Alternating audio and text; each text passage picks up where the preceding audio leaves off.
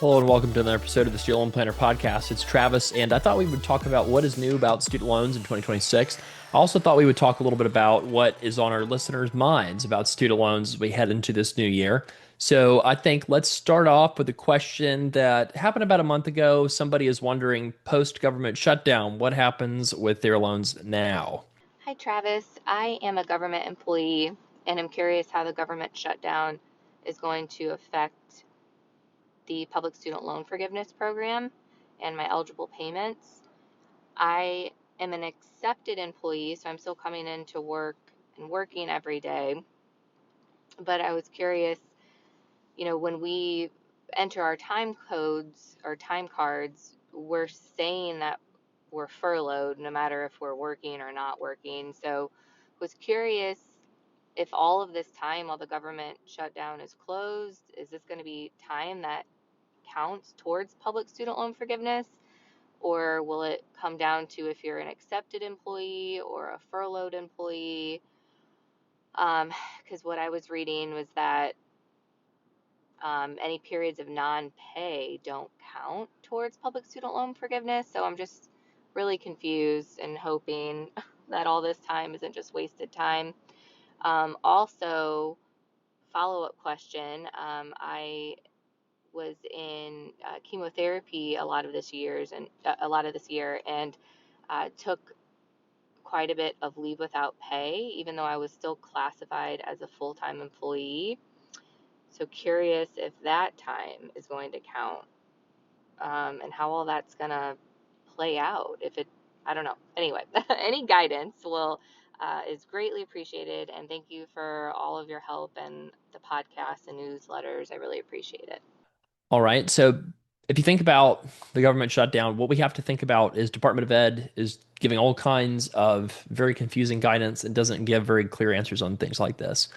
So if you were a full-time employee, if you were full-time employed, I think the question depends on what is the status of a furloughed employee. Are you still a full-time employee for the government? If so, then I would maybe venture to think that it would count, provided you were making IDR payments during that time. But ultimately, think about when you apply for PSLF certification, you're just sending a letter to your employer saying, hey, I was employed from this date to this date. That employer is probably just going to sign off and say, yeah, you were an employee from, you know, 1/1/2012 to 1/1/2025 or whatever, right? Like, I think that, in other words, I think that the people who sign off on this generally are signing off in a form that is pretty simple. Like, if you're furloughed, you're still an employee, right? Technically, I believe. And if you were asked, on your LinkedIn, what was your job history, or in your, resume, what's your job history? You're going to put the date you joined the job and the date you left the job, and you're not going to put like, I was employed until, October 2025, and then I got re-employed in November of 2025. Like, you wouldn't say that, right? Or whatever the shutdown period was. Now, another interesting point you made about cancer treatment deferment, that can potentially count to PSLF. You do have to let your servicer know about it. So I would say reach out to the servicer, let them know about the cancer treatment that you went through, see if there's anything they can do. There might not be, but a great thing that I want people to know that I hope you never ever have to use for either yourself or anyone you love is that cancer treatment deferment does come with some benefits compared to the other kinds of deferment. So if you ever do, anybody listening, have a friend go through chemotherapy or you go through chemotherapy, heaven forbid, just know that you should definitely let your servicer know about it, that like forgiveness credit can continue to accumulate with cancer treatment deferment. So let's take another question. Hello, I just want to start off by thanking everybody at Student Loan Planner for such a great podcast and for all the information you share. It's been really, really helpful for me. So I had a question that I don't think has been addressed on the podcast. So hopefully this is a new question and hopefully others can benefit from this question. My question is about automatic recertification of IDR plan at federalstudentaid.gov. I am in the automatic recertification mode right now, and I'm wondering if I should manually certify. And the reason why, if there's been a change in income, and what I'd like to do is file a tax extension. And so I didn't know how that would work, if it automatically recertified, if they would just use my previous year's AGI, or if they would use some sort of information that they get from the IRS. So any information or wisdom you can tell me on this would be amazing. Thanks so much. So for this one, I think that folks need to recognize the chaos that's going on in Department of Ed. Anytime your income goes down, you can recertify your IDR payment. You can go to studentaid.gov/IDR and you can basically say, hey, my income went down. And you can go through the IDR application and you can manually recertify your income if your income dropped. What we have been seeing the past couple to few months is if you have your IRS stuff linked up, if you're using your automated IRS data to recertify, that's going through and it's going through without too much trouble. However, when somebody does a manual recertification, we're seeing that not get processed for, in some cases, for months. So I think that is the problem right now is in the past, yeah, you could manually recertify. In the present, manually recertifying stuff is not guaranteed to be processed anytime soon. And there's not really a great way to force their hand or speed it up. We're sort of at the mercy of the lack of resources being invested in Department of Ed to process these things. So I would say, one thing that people like to ask sometimes is, my income went down for a hot second. Can I recertify it manually?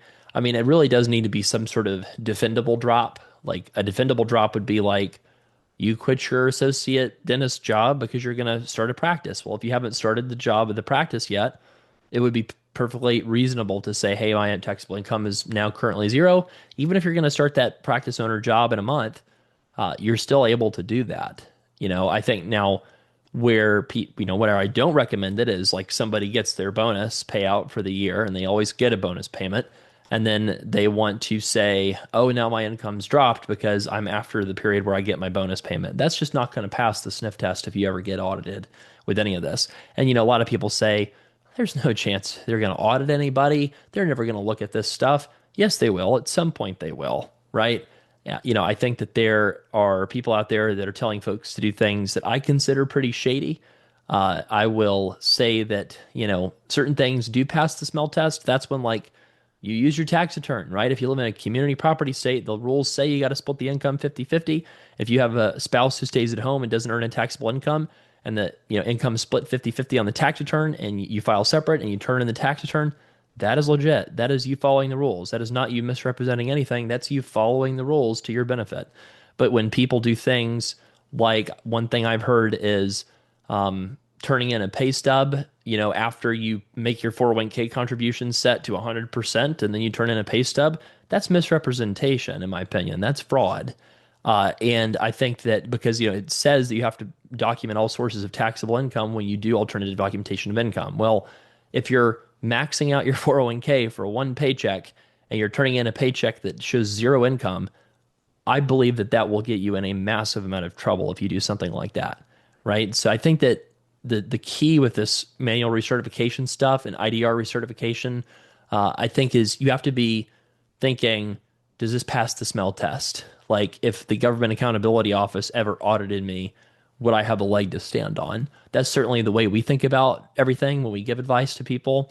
And I just think that, what this person's talking about doing is absolutely in the realm of legal and fine. It's not fraudulent, but I am saying that in his particular case, it might not be processed. So that's a little bit frustrating, but that's what, you just have to use. It doesn't hurt to try. It doesn't hurt to try to submit that, new IDR recertification when your income drops, so long as it actually did. So let's take another question. Hi, Travis. I have a question about the PSLF buyback. I applied in May, have not heard anything. I actually talked to the Department of Education the day that this whole new save forbearance thing was released. As of that time, I was told that it's probably a couple of years, maybe, before I would hear anything about getting the buyback approved. And now I have to move out of the save forbearance. I don't know where that leaves me with the buyback. I don't know what I should move into. I have 19 payments left to get my IDR forgiveness. So I don't know if that makes any difference as to what I should be applying for once I move out of save. I'm really up in the air now. I was just wondering if you can give me any advice for those of us who are in the process of trying to get our buyback taken care of, where we should go, what our next steps are, or if that even makes any difference. Thanks for everything. Hopefully, you have some words of wisdom. So for this person, I think that you got to think, the how do I keep moving? Right? How do I not stop? How do I keep the wagon continuing to roll? Right? And I think that a lot of times people get hung up on the technicality of like, I should qualify for this. Like this program was promised to me. Like I have followed the rules. I have submitted for my, all of my PSLF credit over time, right? A couple things about the buyback program. Of course, you have to actually be at 120 months of qualifying employment to be able to submit for it in the first place. So that's one point. If you submit for it before then, you're not eligible. They'll just reject it. I think the PSLF buyback rejections that we're getting are in a lot of ways really similar to the really high PSLF denial rate back in the day when people would apply with FFEL loans that weren't eligible because they were not direct loans for PSLF. And masses of people would apply, not realizing that we have to only apply on direct loans. With PSLF buyback, a lot of people are applying, trying to buy back periods, but you can't do that until the 120 months of qualifying employment has been reached. So that's one thought. The other thought is get into a plan that is counting so the wheels keep turning. That's really always my suggestion to student loan borrowers is unless there's something chaotic happening in your life that's really terrible where you need some breathing room, get on a plan, make payments. If you're going for forgiveness on an IDR plan and, keep the wheels moving. So that's the suggestion for this person, get into the cheapest plan that's going to be new IBR, then pay, then old IBR at the current state of things. And then the RAP plan, the RAP plan is going to probably be number 3 out of 4 on that list.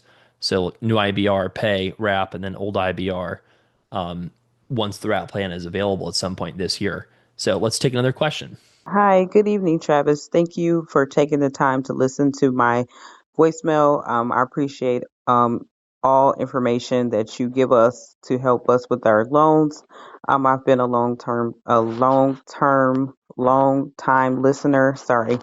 I just have a question. I'm currently in the SAVE plan. I know the SAVE plan was canceled, and we are advised to get out of the SAVE plan ASAP. So I am filling out a new application. I only qualify for old IBR.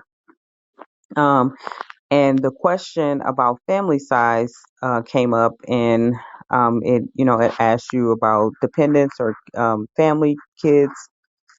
In the first section, the second section said that do you contribute to half of finances for someone other than a spouse or a child?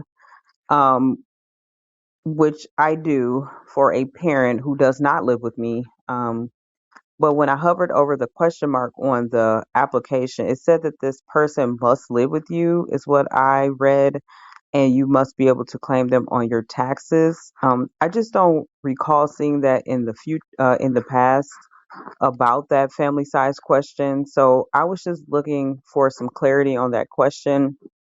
I do help with a my elderly parent. Do contribute half, but she does not live with me.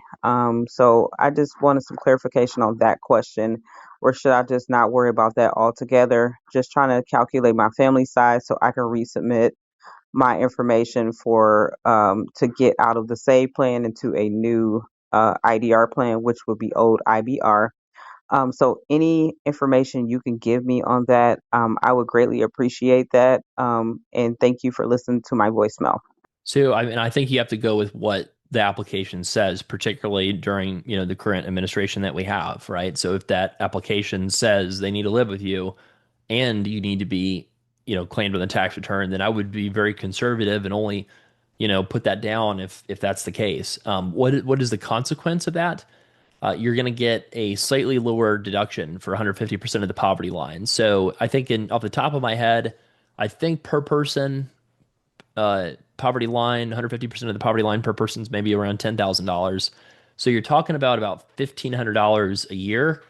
And then when the RAP plan comes out, it'll be more like $1,000 a year extra over the course of the year if you have an ability to claim your parent. And so that is more money. But what I hope is that is not a devastating amount of money to lose out on. I think that one gift you can give a parent is, I mean, it might not be possible if you're providing more than half of the parent's support already, but is to have like good conversations with your parent about their retirement strategy, right? Particularly if they're expecting, support from you financially. Now, this might be, obviously in this case, it might be not possible, right? I just want to acknowledge that might not be possible. This person might be really dependent financially, really low income. But one of the things that I see all the time are folks in their, and this, a lot of times this is like Parent Plus borrowers that are in their 60s. Some of our Parent Plus borrowers that have the six figures of Parent Plus debt, some of them are very decent earners, like six-figure earners, professionals themselves, some cases, doctors, lawyers themselves, but they just didn't have enough savings to cash flow their 3 or 4 kids' college at really expensive colleges, so they took Parent Plus loans. That's one class of folks. There's another group of folks that is like more middle class and maybe makes, 80 to 100K a year. They're like, in corporate America or something like that. They've worked maybe they're a single parent. They've worked super hard to like financially support their families and provide like a really solid middle class lifestyle to their families, but then they had to take up Parent Plus loans to send their kids to the colleges that they wanted to go to. And then, but the thing is those folks that make that 80 to 100K incomes, they don't realize the benefits of delaying Social Security until 70. And, you're talking about a difference in, benefits of like maybe it's 62, maybe it's a 1,200 a month benefit. Maybe if you're delaying until 70, maybe it's 3,000 a month. And that is a massive difference, in terms of the benefit. And a lot of times, people might have quote unquote only, 200,000 of retirement savings. They feel like they haven't saved enough. But with like really careful planning, you might take somebody in their early 60s, help them realize that maybe they can retire at like 64, use the ACA subsidies from 64 to 65, get into a really good Medigap plan at 65, use all of their retirement savings and draw it down to zero from 65 to 70, and then claim the maximum Social Security benefit at age 70 and ride out the rest of the way on that max inflation adjusted benefit. So, I do think that, as weird as it is to say, if a lot of the folks that listen to this podcast do have parents that are maybe not as high earning as they are, and if that's the case for you, if you're like second generation, or you're the first in your family to go to college, or you're the first in the family to go to graduate or professional school, and you have family that might be depending on you, then I think it would be really smart to look into ways that you could help your family members be more financially independent of you. And remember the oxygen mask story on the airplane, where you're supposed to put your oxygen mask on first and have your financial life secured first before you lend help to others. Otherwise, you're not able to help others at all because you're not even taking care of yourself. So just remember that, and you're the listener here, that mom's very lucky to have her. So thank you for what you're doing for your parent. And sorry, that I don't have more clear advice on that. It's just I tend to err on the side of being cautious when it comes to those kind of things, especially with the new administration having more strict rules on things. So that's why I would just say, okay, I know I'm going to spend $1,500 a year more not claiming my parent, but then not having to worry. Let's take another question. Hi there, Travis. Thank you so much for all you do on the Student Loan Planner podcast. I have learned a lot from you in a short amount of time. And I have a unique situation I wondered if you could comment on. I am in the SAFE forbearance and working toward PSLF. I have made 99 qualifying payments toward that loan forgiveness, leaving me 21 payments to go. I've been in the SAFE forbearance since July 2024 and have worked for a qualifying employer that whole time. So that means I've had 18 more months of qualifying employment, but I have not been making payments while in the SAFE forbearance. I did apply for an IDR plan and was denied that in August. I asked for the lowest payment. And currently the estimate for an IBR payment is around $830 a month. My husband and I file our taxes jointly. I make about $82,000 a year. My husband makes about $115,000. We have a rental property that brings in some income, but tax-wise is a wash. And after all the deductions on our paychecks, we bring home about $14,400 a month and have about $14,000 in expenses each month, including credit card debt, which leaves us just enough to squirrel away money for unexpected costs like car repairs, healthcare, home, etc. My question is, I've heard you say that people maybe in my situation should switch to the IBR plan and start making payments, keep that clock going. And $830 would be stressful for our family. We have 2 kids. And but I'm wondering if that's what we need to do, if we need to make that happen. I'm wondering if that's the plan I would get pushed into anyway. It sounds like that's about to happen with this settlement. And a couple other questions. If there is a buyback by the time I hit 120 months of qualifying employment, which would be around April, I think, of 2026, would that buyback amount be based on my save plan rate, which was $255 a month, which sounds amazing, or would it be calculated differently? Is there any way to bring that $830 payment down? Is that the best that we can get? And my last question is, if buyback is in a backlog and I get, which I know it is, and I get placed into an IDR plan automatically, next month or the end of this month, and I've hit my 120 months of qualifying employment after that, if I stop making payments because I've hit those qualifying months, will I be in default and jeopardize loan forgiveness? I appreciate any insight that you have. Hopefully I've given you enough information. And again, a lot of appreciation for what you do and how encouraging you are. We really appreciate it and have learned so much. Thanks. I really like this question because there's a whole bunch in it. So a couple thoughts. So first of all, right away, I know that this is a lot of people out there. They filed jointly for taxes. They haven't been thinking about filing separately for taxes. They haven't really had their incomes even matter for IDR recertifications, at least for folks who were paying before COVID. A lot of people have, especially people that were on the repay plan before COVID, those folks have never had their income looked at in like 5 or 6 years. And so I don't blame this person for being joint on their tax status. The great news is, hey, we're about to enter tax season here as I record this. And so you do have the ability to file your taxes separately. If you file separately, if you've got a family size of 4, you're claiming 2 kids in the return, family size of 3. For the old IBR plan, you're talking about a poverty line deduction. Again, this is off the top of my head, but my guess is probably $40K, something like that for the poverty line deduction. So if you make 80, let's say you do 10% to your 401k, maybe you don't, but let's say you do. So maybe you're at 72,000, of income, factoring that in with the 401k savings, and then take away the 40K for your poverty line deduction. And so now we're at about 32K of income times 15%. So that should be around 400 a month. So right away, I know that, filing separate can help you out probably a lot by cutting your payment down significantly.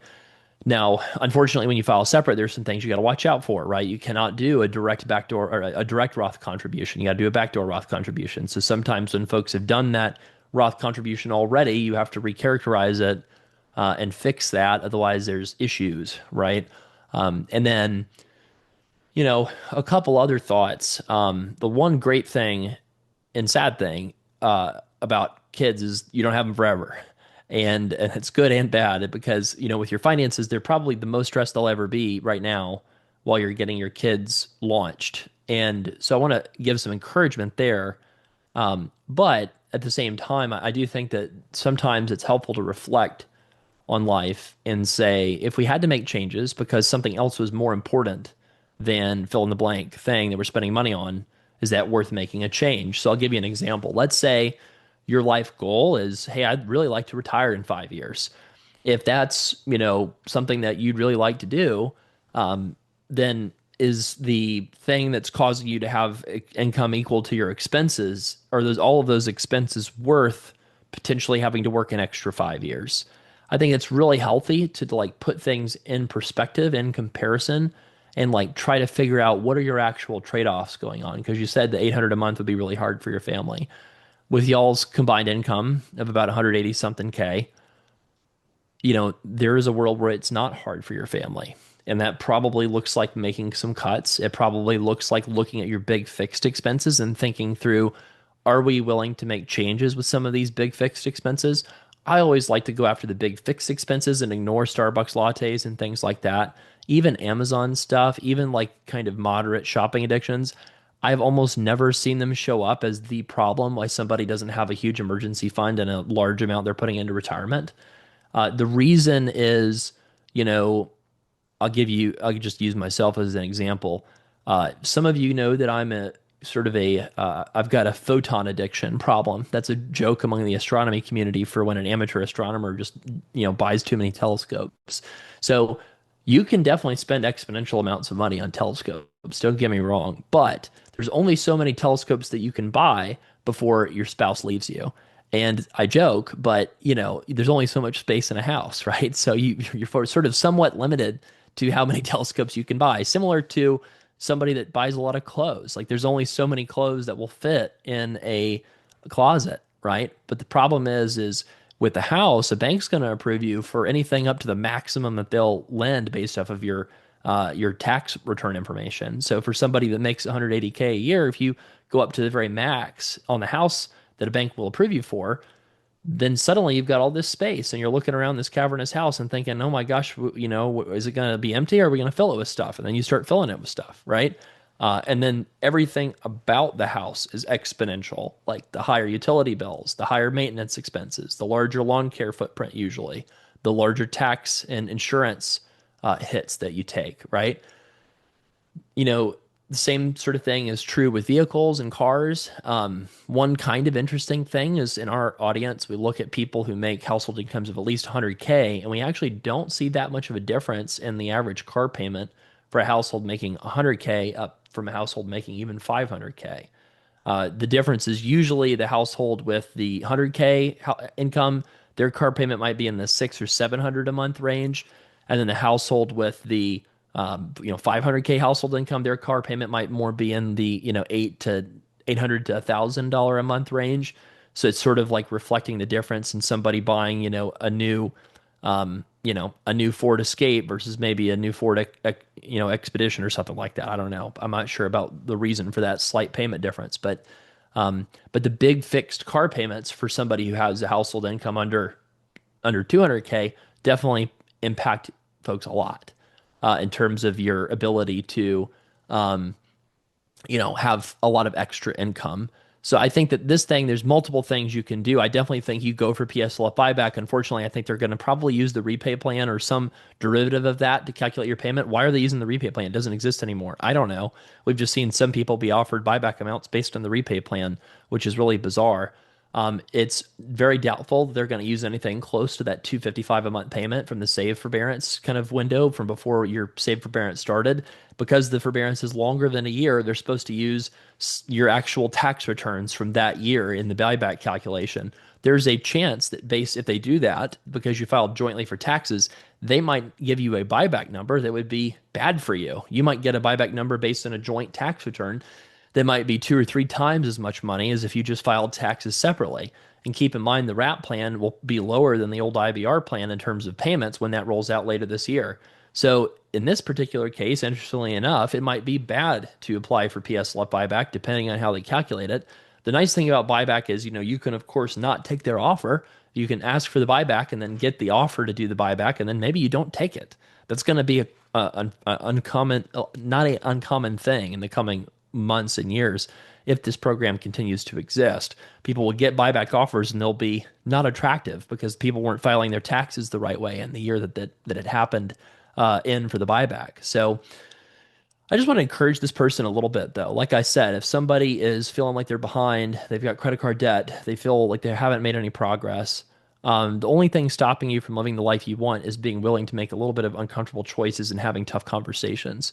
So maybe your children, you wanted to send them to a private school, but maybe you cannot. Maybe you have to say, hey, the plan now is, you know, your flagship state public university from which they can get anywhere, right? Or maybe it's, hey, we don't have the ability to help, so we're going to have to, look into options like ROTC or community college and then transferring or something like that. Those are uncomfortable conversations. It's not fun, but it might be reality. And it also might be possible that your child, I'm not saying this person has kids that are going to college. They didn't say that in their message, but if they did, you got to look at all the options. You have to, right? You got to look at every option to decide what is important, what isn't important. I find that people are very motivated to make change when they recognize and can quantify what is the trade-off they're making in their lives with their spending. And sometimes, well, just to be clear, so that nobody thinks I'm judging this person, sometimes it is okay to have income roughly equaling expenses. That is sometimes perfectly fine. How would that be fine? If the person is ultimately okay with retiring at 67 or 65 or whatever the age is that we're projecting based off of their savings rate that they'll be able to retire at, they're probably doing their 401k. They're probably doing a 401k match. And if they're doing those things, maybe they're projected to retire at 67, 68. Maybe they do a smart Social Security claiming strategy where one spouse is taking it at 70, one spouse is maybe doing it slightly differently, but their projected Social Security income is in the 4 to 5 thousand a month range. There's scenarios, I mean combined, by the way. There's scenarios where folks can totally not save a ton of money, and that's okay. So I don't know. I just think that one of the reasons we started a financial planning business is because we wanted to try to help people, help people really unlock their life's potential in terms of what they want for their lives. So I don't know. I just want to encourage this person. Don't lose hope. You're a ways in. You don't have a long time to go. Even if you've got to grind out like 400 a month payments for like 20 months, you'll be done soon enough with PSLF, and then you can exhale and then focus on some other financial goals that you've got. So now I'm going to change gears a little bit just to talk about loan stuff in 2026. One thing that I'm a little bit concerned about is all the Parent Plus borrowers out there. If you know any, give them a holler, particularly the people who are still borrowing or have not consolidated yet. I'm not worried about the Parent Plus borrowers who've already consolidated and they are just awaiting getting onto the IBR plan. I'm not worried about those folks at all. People have done a single consolidation or a double consolidation and they're done borrowing. Those folks can exhale and wait around until it's a lot easier just to get onto the IBR plan. I think that, the IBR plan, by the way, for the Parent Plus folks is where they need to end up, just because that's the most secure plan, and that retains access to IBR long term for them.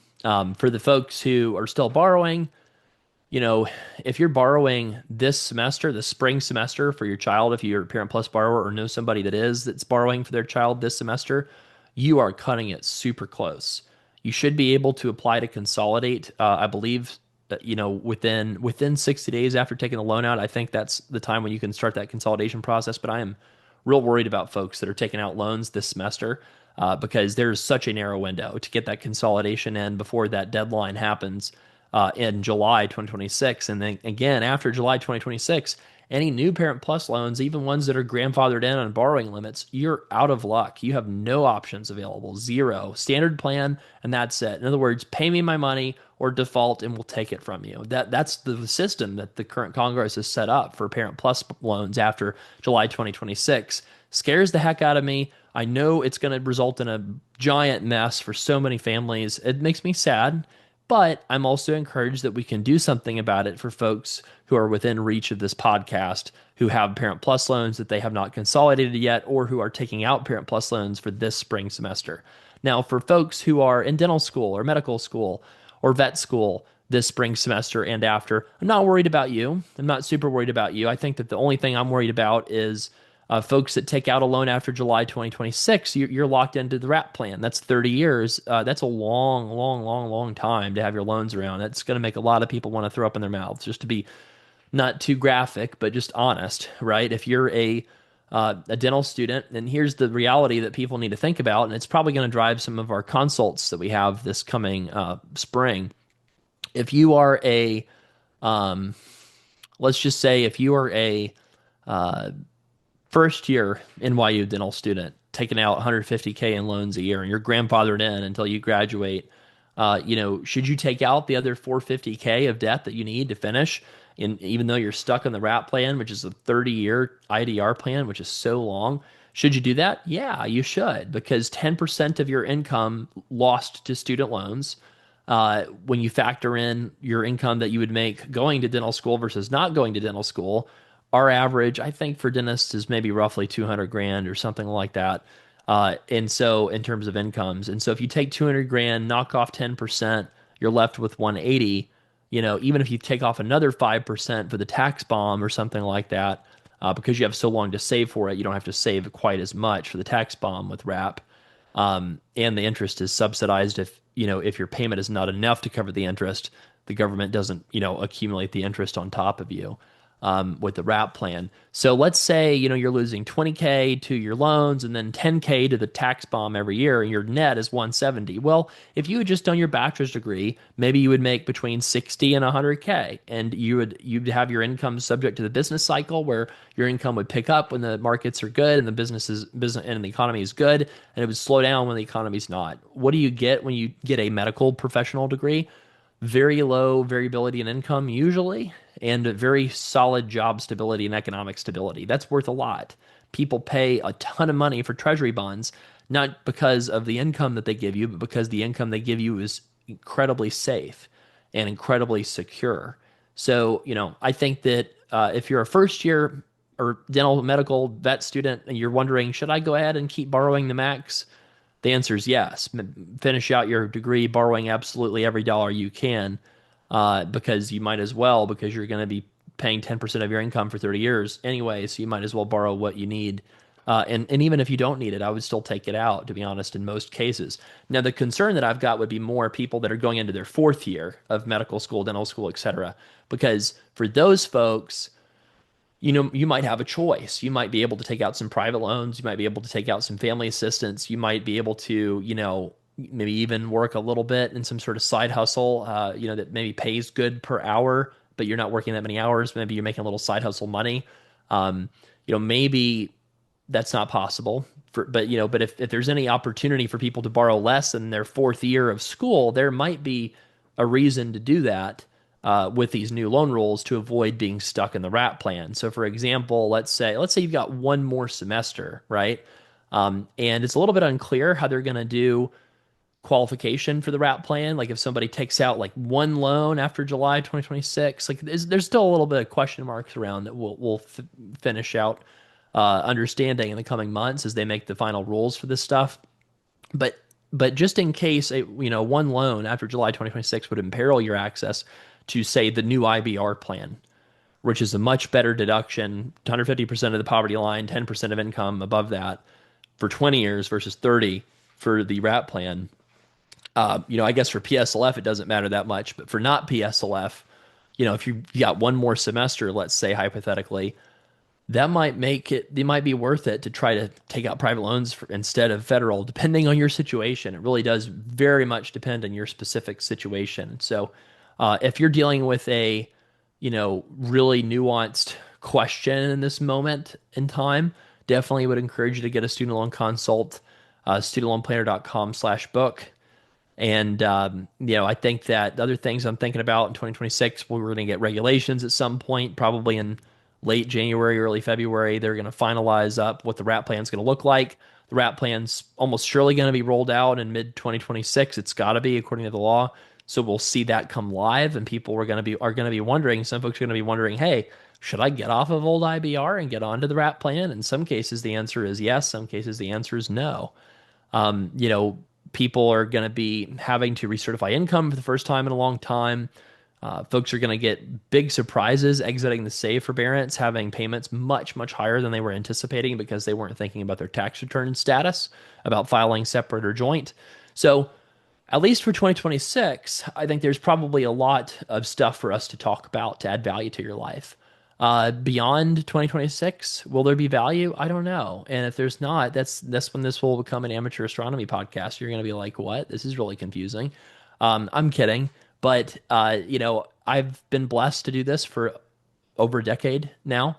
Not, I guess the SLP podcast is maybe not a decade yet, but it's been very helpful to help you. Uh, it's fun to feel like we have an impact in people's lives. So thank you for listening to our podcast. Again, if you need a consult, studentloanplanner.com/book. If you want to ask a question for the pod to be featured, just go to studentloanplanner.com/voicemail and record your own message for the pod, and we'll feature it on the show if it's a reasonable question.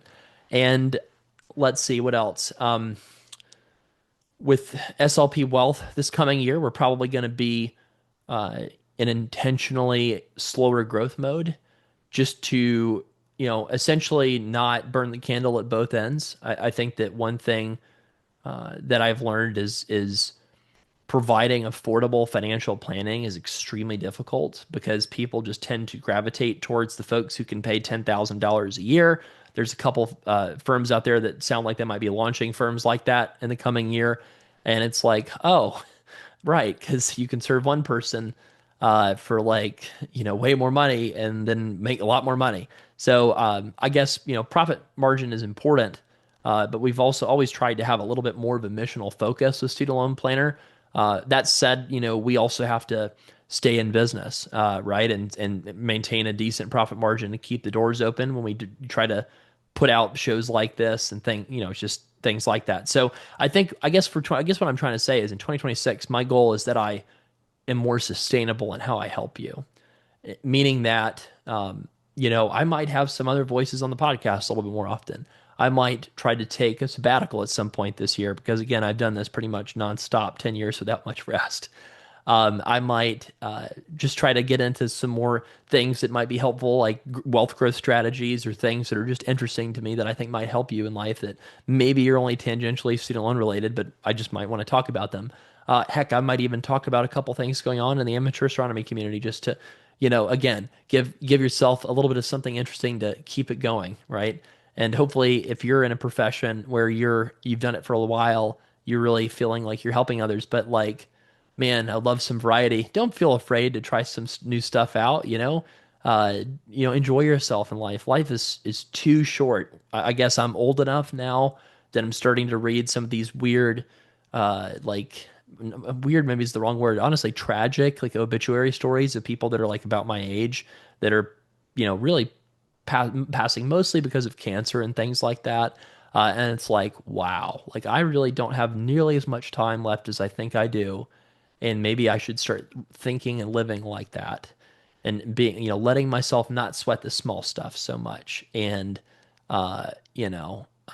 just not worrying as much. And I hope you maybe would join me that in 2026, not to let the one jerk patient ruin your day, right? Not letting the annoying, hospital administrator requirements make you not want to do your job.